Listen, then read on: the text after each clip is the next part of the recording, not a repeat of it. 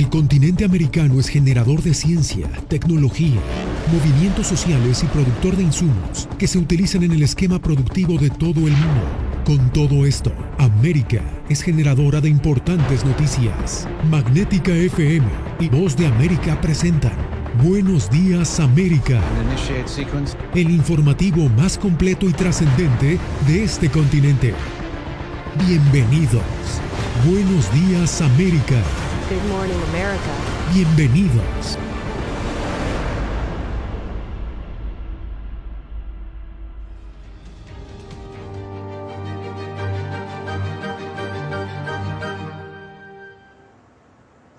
Bienvenidos desde Washington, comienzan las noticias. Estados Unidos fortalece su presencia militar en Europa Oriental con la movilización de 3,000 soldados en esa región. Celia Mendoza ha venido siguiendo esta situación. Celia, ¿qué representa este despliegue militar para la situación actual que está viviendo Ucrania? Es un mensaje que está enviando los Estados Unidos, no solamente que está apoyando a los miembros de la OTAN, sino que estará trabajando con algunos países en particular que han expresado esta necesidad de seguridad adicional.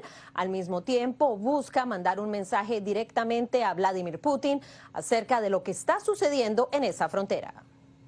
1,000 soldados que actualmente tienen su base en Alemania se trasladarán a Rumania en los próximos días. Este es un escuadrón de ataque. Anunció este miércoles el vocero del Pentágono, John Kirby, quien explicó que 2,000 soldados de la base militar de Fort Bragg en Carolina del Norte serán trasladados a Europa.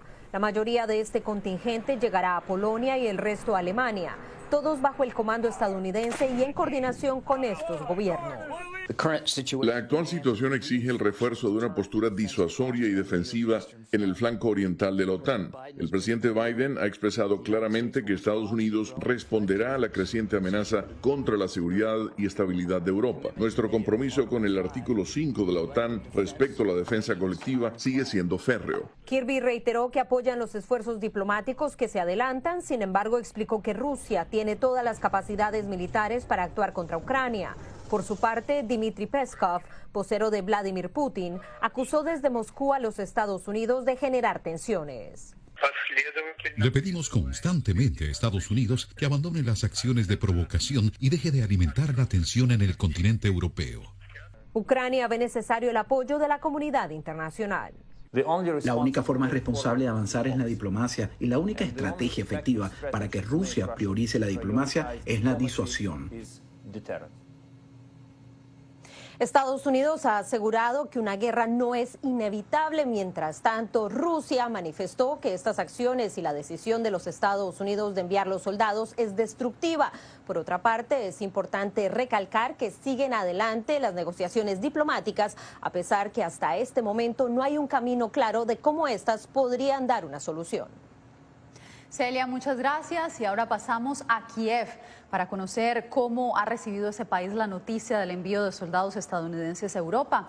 Nos enlazamos con nuestro colaborador de la agencia de prensa asociada, Philip Crowder. Philip, ¿qué dicen en Ucrania sobre esta medida? Este anuncio se ve aquí como un aumento muy pequeño y bastante simbólico de las tropas estadounidenses, un aumento tranquilizador, pero que no tendría ningún impacto en un campo de batalla potencial. Ningún país ha prometido mandar tropas a Ucrania en su territorio en caso de un ataque ruso. Ucrania ha recibido muchas armas y mucho entrenamiento, pero mandar tropas a un país que no es miembro de la OTAN no parece ser una opción. Por lo tanto, Ucrania está aumentando su propio personal militar. El presidente ucraniano Volodymyr Zelensky dice que el ejército tendrá 100,000 soldados más en los próximos tres años. Philip, sabemos que la idea es finalmente resolver estas tensiones por vía pacífica. Por eso quiero saber cuál es el panorama que se vive en términos diplomáticos en este momento. ¿Qué acciones se han emprendido? pues la diplomacia continúa, pero sin avanzar realmente. Por ejemplo, una llamada telefónica esta noche entre el presidente ruso Vladimir Putin y el primer ministro británico Boris Johnson ha dado lugar a dos interpretaciones muy diferentes, pero sí decidieron que a nadie le interesa una escalada. No tenemos fecha en este momento para los próximos contactos entre Estados Unidos y Rusia, pero eso sí, hay interés del presidente francés Emmanuel Macron en reunirse posiblemente con Putin en el futuro. De hecho, habrá una llamada telefónica entre los dos ya este jueves. Te agradezco, Filip. Y mientras Rusia sigue acumulando fuerza militar en la frontera con Ucrania, la OTAN responde de una manera diferente. Laura Sepúlveda nos explica.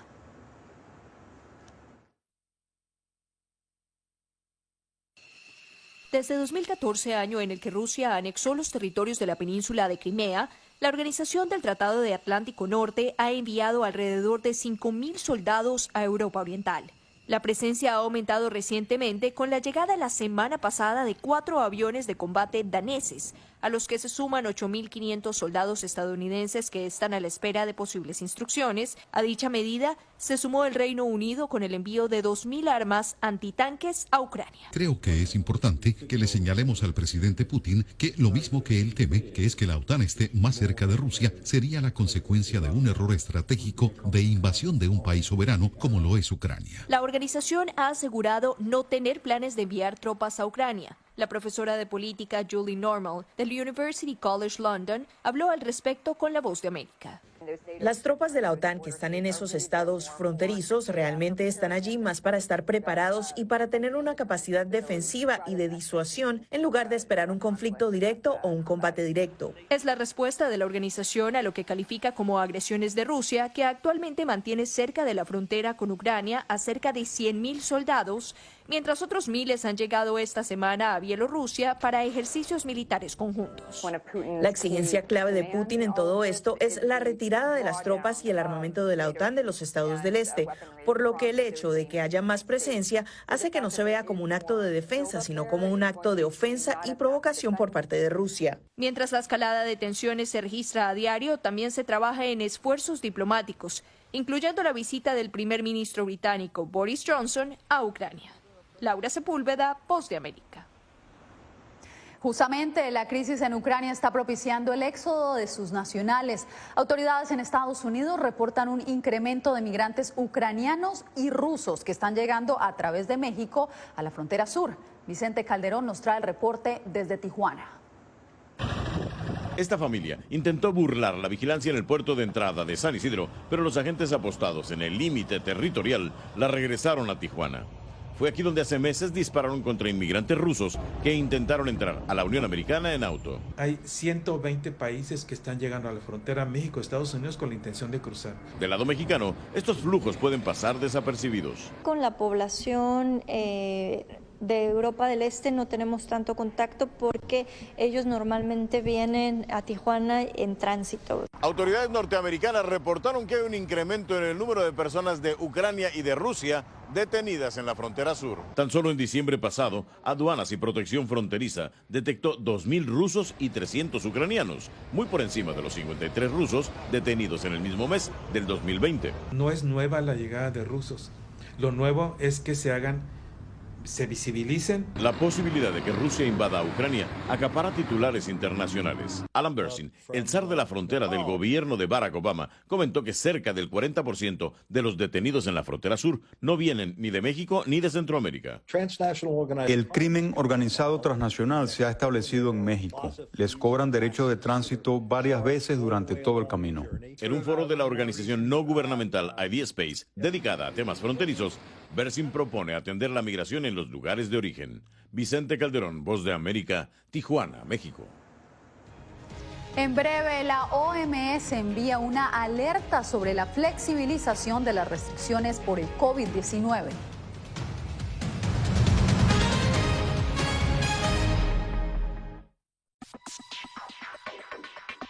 Sabemos que las mascarillas son una de las mejores herramientas para protegernos del COVID-19.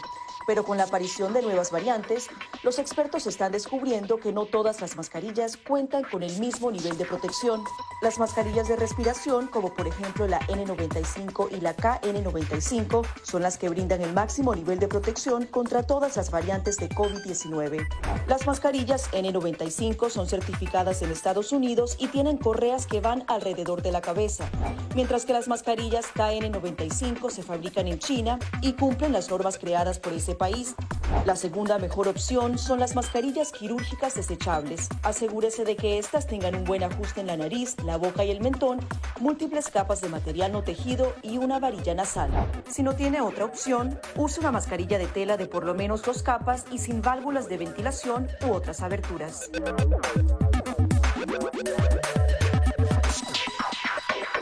Antes de tocar la mascarilla, límpiese las manos con un desinfectante a base de alcohol o con agua y jabón y compruebe que la mascarilla no tenga roturas o agujeros. Para una mascarilla de tela, ajústela de manera que cubra la boca, nariz y barbilla sin dejar huecos a los lados y coloque las tiras por detrás de su cabeza o de sus orejas. Para una mascarilla médica, verifique qué lado de la mascarilla corresponde a la parte superior. Este suele ser el lado que tiene la tira de metal. Determine cuál es la parte interior, normalmente la parte blanca. Ajústese la mascarilla en la cara de modo que cubra la nariz, boca y barbilla, asegurándose una vez más de que no haya huecos entre su cara y la mascarilla.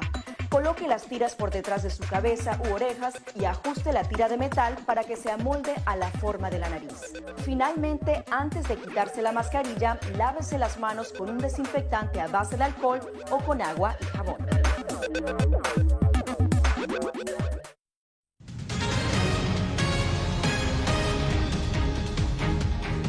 Continúa el revuelo por la deportación de venezolanos desde Estados Unidos a Colombia. Este miércoles, la vicepresidenta y canciller de ese país negó que Bogotá haya acordado con Washington recibir a venezolanos deportados. Jorge Agobián tiene el reporte. La Casa Blanca prevé que más deportaciones de venezolanos a Colombia ocurran de manera regular y sin límite de tiempo. Por supuesto, eso requiere un acuerdo con el gobierno de Colombia. Pero la vicepresidenta y canciller de ese país aseguró el martes que su gobierno no ha alcanzado ningún acuerdo con Washington. Ellos pueden anunciar lo que quieran, pero nosotros, venezolanos que manden deportados, tendremos que mirar caso por caso. Si es un venezolano que salió de Colombia y no quiere estar en Colombia, no nos lo devuelvan. Si es un venezolano que se fue y ha delinquido en el exterior, tampoco lo devuelvan porque no lo vamos a recibir. Caso por caso miraremos. Ni la Casa Blanca ni el Departamento de Seguridad Nacional respondieron a solicitudes de La Voz de América para clarificar la existencia o no de un acuerdo. Las deportaciones están sustentadas en una orden del expresidente Donald Trump y amparada por el gobierno de Joe Biden, que permite la expulsión inmediata de inmigrantes irregulares debido a la pandemia. La regla migratoria ha sido cuestionada por Naciones Unidas y su aplicación en el caso de los venezolanos también generó críticas en el Congreso estadounidense. El senador demócrata Robert Menéndez es uno de ellos. El uso del título 42 para expulsar a los refugiados venezolanos a terceros países es inconcebible y tiene que acabarse. Espero sinceramente que el presidente Biden corrija esto inmediatamente. Por su parte, el republicano Rick Scott aseguró que buscará entender qué está haciendo la administración Biden, pero remarcó su posición acerca de la frontera. Porque quiero hacer todo lo posible para ayudar a los venezolanos, pero quiero una frontera segura. Quiero asegurarme de que tengamos gente que quiera venir a este país, que quiera ayudarnos. Jorge Agobián, Voz de América, Washington.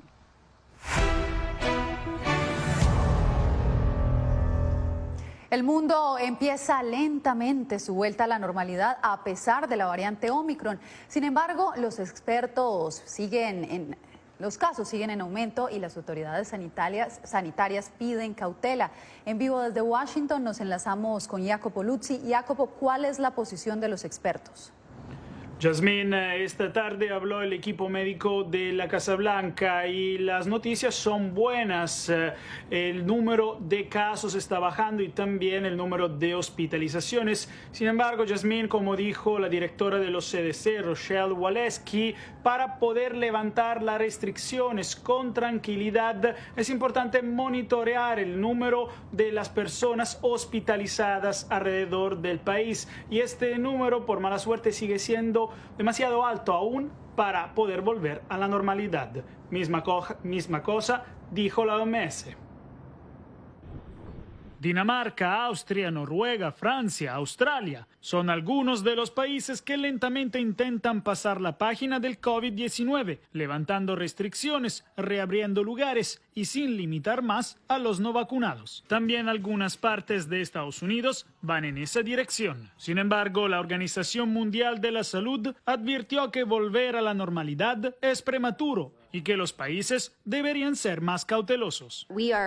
Pedimos precaución porque muchos países aún no han superado el pico de Omicron. Muchos países tienen niveles bajos de cobertura de vacunación con personas muy vulnerables dentro de sus poblaciones. En particular, preocupa la extremadamente contagiosa subvariante de Omicron, la BA.2, que ha llegado ya a 57 países, y las nuevas variantes que podrían aparecer. En Estados Unidos, por ejemplo, la tasa de muertes ahora es una de las más altas desde el comienzo de la pandemia, a pesar de la menor agresividad de Omicron. Mientras también América Latina enfrenta aumentos alarmantes de contagios en varios países. Como Chile, como Brasil, como otros países de América del Sur. Entonces es un momento que es necesario mucha atención para que se pueda evitar la sobrecarga de los servicios de salud. Un informe publicado el martes por los CDC finalmente confirma lo que investigadores de otros países han encontrado. Las vacunas brindan una protección sólida contra enfermedades graves, hospitalización y muerte, y las dosis de refuerzo multiplican enormemente esos beneficios en relación con la variante Omicron.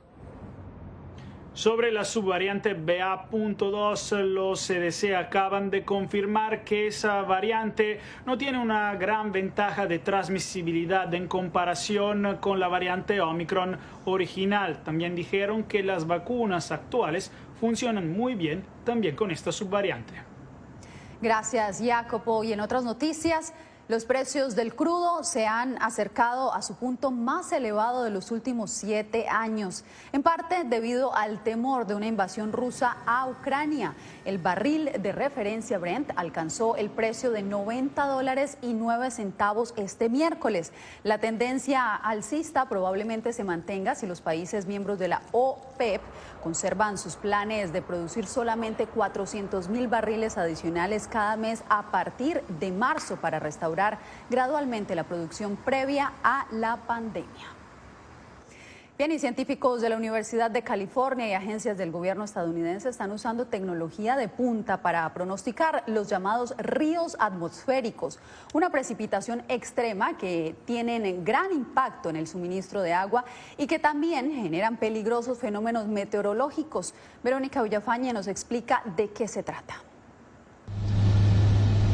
Aviones cazadores de huracanes forman parte de una misión científica dirigida por el Instituto de Oceanografía Scripps en San Diego en colaboración con varias agencias, incluyendo la Fuerza Aérea de Estados Unidos, para recopilar datos vitales dentro de ríos atmosféricos, tormentas llamadas así porque son sistemas atmosféricos que arrastran vapor de agua por grandes distancias sobre el océano, a lo largo de canales estrechos en forma de ríos. El investigador José Martínez Claros dice que este tipo de tormentas son esenciales. Te impacta el ciclo de agua de California.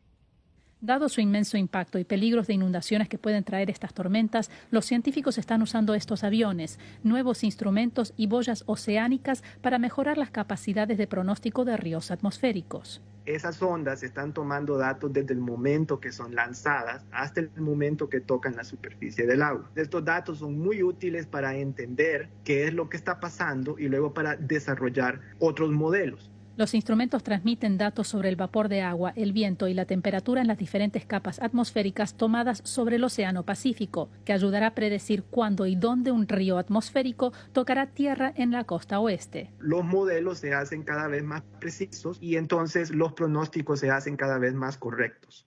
La misión de 13 semanas continuará hasta principios de abril. Verónica Villafañe, Voz de América, Los Ángeles. Más adelante, la violencia en Ecuador obliga al gobierno a tomar nuevas medidas. Volvemos con los detalles.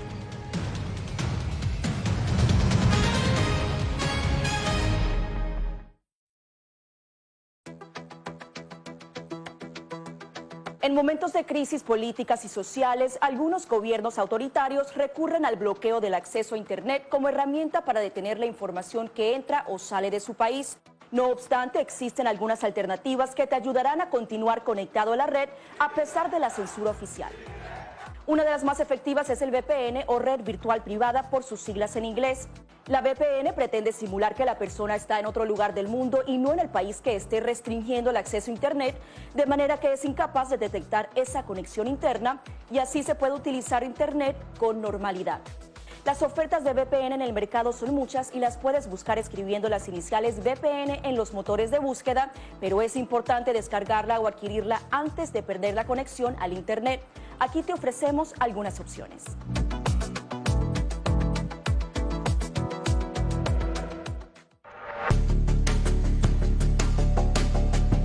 Durante el brote del COVID-19, los estafadores pueden tratar de aprovecharse de personas vulnerables a través de diversos métodos que van cambiando con frecuencia. Es posible que lo contacten por teléfono, correo electrónico, mensajes de texto, correo postal o redes sociales. Ten cuidado con ofertas de kits de supuestas pruebas caseras, curas milagrosas o pruebas inmediatamente accesibles. Response Act has made coronavirus testing more accessible immediately. Tras un desastre, organizaciones caritativas falsas aparecen afirmando que tienen vínculos con otras reales. Siempre verifica que la organización sea legítima. Alguien que asegura que trabaja en el gobierno puede pedirte tu información personal o intentar cobrarte cuotas falsas para así ingresar tu cheque de estímulo.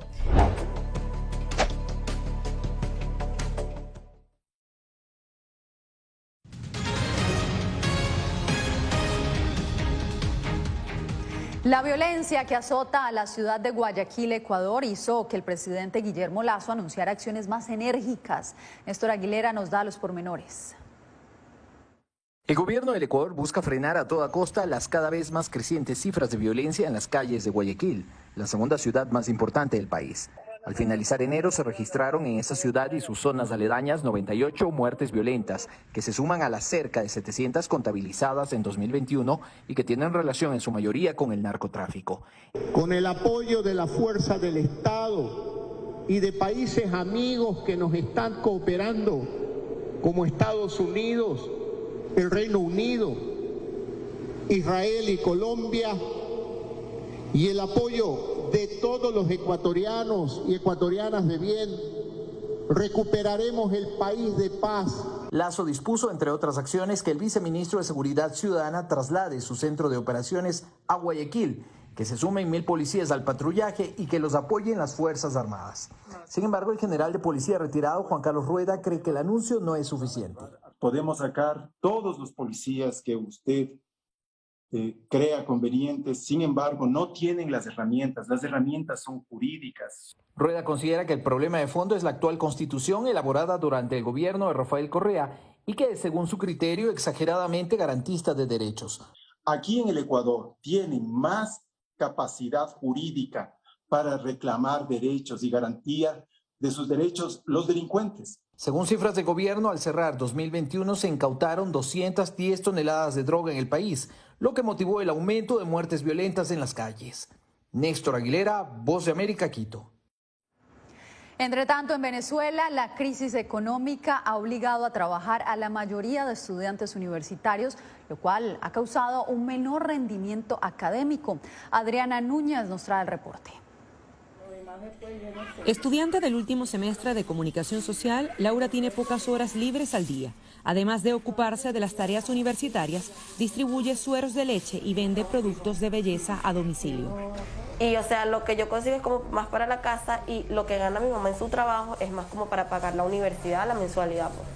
Y o sea, si mi mamá solamente pagara la universidad, ¿qué comeríamos, sabes? O sea, no comeríamos mucho, pues. Y sería peor porque o nos morimos de hambre o termino los estudios. Los múltiples oficios que desempeña para sobrevivir a la crisis económica le han traído consecuencias en sus estudios. Se me olvida ver las clases de tantas cosas que tenía que hacer. Como ella, 6 de cada 10 alumnos en el país deben trabajar no solo para adquirir habilidades en la carrera que cursan, sino para cubrir las necesidades de su hogar, según el Observatorio de Universidades.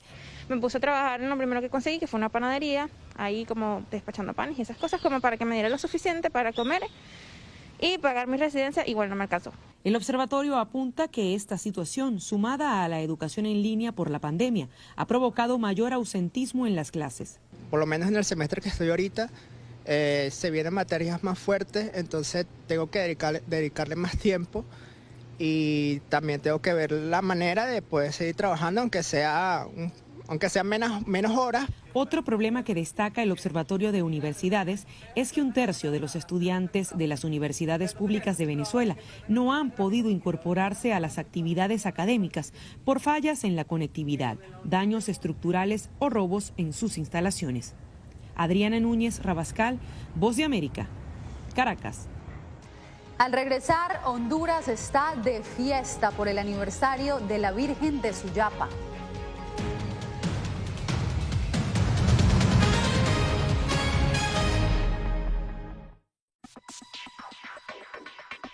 Sabemos que las mascarillas son una de las mejores herramientas para protegernos del COVID-19, pero con la aparición de nuevas variantes, los expertos están descubriendo que no todas las mascarillas cuentan con el mismo nivel de protección. Las mascarillas de respiración, como por ejemplo la N95 y la KN95, son las que brindan el máximo nivel de protección contra todas las variantes de COVID-19. Las mascarillas N95 son certificadas en Estados Unidos y tienen correas que van alrededor de la cabeza, mientras que las mascarillas KN95 se fabrican en China y cumplen las normas creadas por ese país. La segunda mejor opción son las mascarillas quirúrgicas desechables. Asegúrese de que estas tengan un buen ajuste en la nariz, la boca y el mentón, múltiples capas de material no tejido y una varilla nasal. Si no tiene otra opción, use una mascarilla de tela de por lo menos 2 capas y sin válvulas de ventilación u otras aberturas.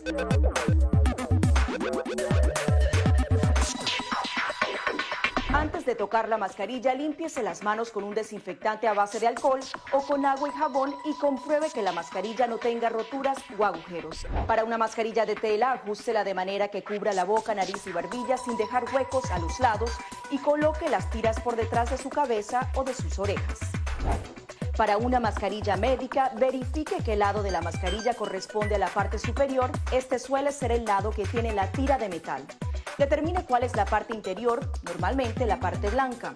Ajústese la mascarilla en la cara de modo que cubra la nariz, boca y barbilla, asegurándose una vez más de que no haya huecos entre su cara y la mascarilla.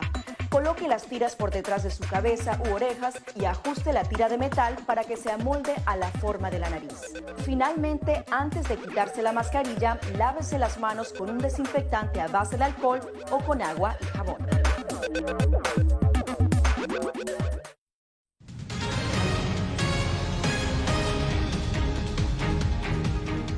Honduras celebra este miércoles el aniversario 274 del hallazgo de la Virgen de Suyapa. El evento se reanuda tras 2 años de suspensión por la pandemia del COVID-19. Óscar Ortiz nos cuenta cómo se celebra esta fiesta de la patrona hondureña. Con mucha fe y acompañados de sus familias fueron llegando miles de hondureños de los 18 departamentos del país para rendirle honor y darle gracias a la Virgen de Suyapa. Luego de 2 años de no celebrarse de manera presencial las actividades litúrgicas a causa de las restricciones de la pandemia del COVID-19, hoy la feligresía católica vuelve a los recintos religiosos. Enecún Pineda es uno de los muchos devotos que viajó más de 6 horas a Tegucigalpa para darle gracias a la patrona de Honduras y dijo a La Voz de América que las promesas cumplidas son muchas. El antepasado no vine porque también estaba enfermo, me hicieron una operación por ella. Puso la mano ahí sobre el médico para que me operen y que me fuera bien la operación, pues.